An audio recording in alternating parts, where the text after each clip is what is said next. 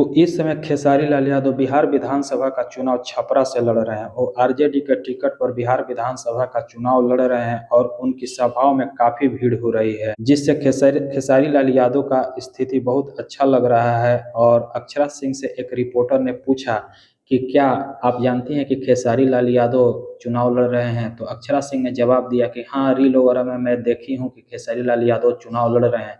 तो फिर रिपोर्टर ने बोला कि खेसारी लाल यादव और रितेश पांडे रायगढ़ से चुनाव लड़ रहे हैं, क्या आपका सपोर्ट रहेगा? तो अक्षरा सिंह ने बोला कि मैं क्यों सपोर्ट करूंगी, उन लोगों ने तो मेरा खुलेआम विरोध किया है, तो मैं फिर क्यों सपोर्ट करूंगी। हालांकि इंडस्ट्री के होने के नाते मेरा शुभकामनाएं उनके साथ है। तो आप लोग बताइएगा कि अक्षरा सिंह का ये व्यवहार कैसा लगा।